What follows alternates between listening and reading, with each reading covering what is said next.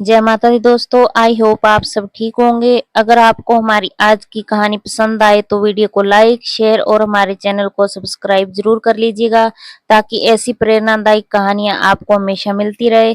तो चलिए आज की ये बेहद सुंदर और प्रेरणादायक कहानी शुरू करते हैं। दोस्तों, अक्सर हमारी जिंदगी में ऐसा होता है ना कि जब हमारे अंदर कोई कमी होती है तो हम दूसरों जैसे परफेक्ट नहीं होते। हम खुद को बहुत कमजोर और बेकार समझने लगते हैं। हमें लगता है कि हम काम के नहीं हैं। लेकिन आज की ये कहानी सुनने के बाद आप अपनी हर कमी से प्यार करने लगेंगे। ये कहानी है एक पानी भरने वाले किसान की दोस्तों। वह रोज सुबह उठकर नदी से पानी भरने जाता। पानी लाने के लिए उसके पास दो बड़े-बड़े मटके थे जिन्हें वह एक डंडे से दोनों तरफ बांधकर कंधे पर लटकाया करता था। उन दोनों मटकों में से एक मटका बिल्कुल सही सलामत था, लेकिन दूसरा मटका एक जगह से थोड़ा सा फूटा हुआ था। जब भी किसान नदी से पानी भरकर घर की तरफ लौटता तो साबुत मटका पूरा पानी बचाकर घर लाता, लेकिन बेचारा फूटा मटका रास्ते में धीरे धीरे पानी टपकने की वजह से घर पहुंचते पहुंचते आधा ही रह जाता।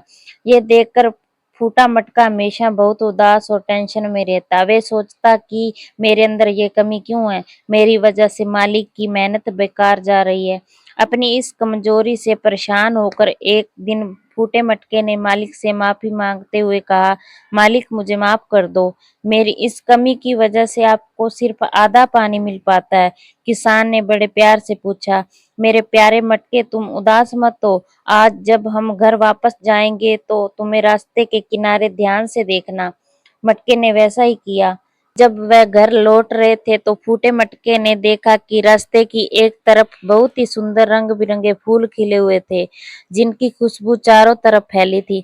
तब किसान मुस्कुराया और फूटे मटके से बोला, क्या तुमने ध्यान दिया? जितने भी सुंदर फूल थे वह सब सिर्फ रास्ते की उसी तरफ खिले थे जिस तरफ तुम लटके हुए थे।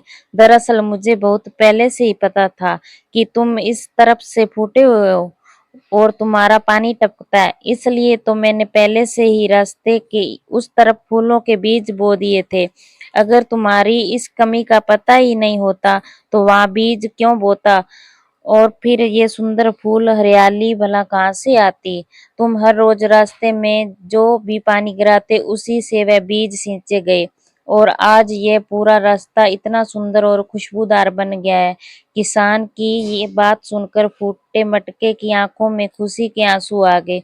उसे समझ आ गया कि जिसे वह अपनी सबसे बड़ी कमजोरी समझ रहा था उसी की वजह से दुनिया में इतनी सुंदरता बिखरी थी। तो मेरे प्यारे दोस्तों, हम में से कोई भी परफेक्ट नहीं होता।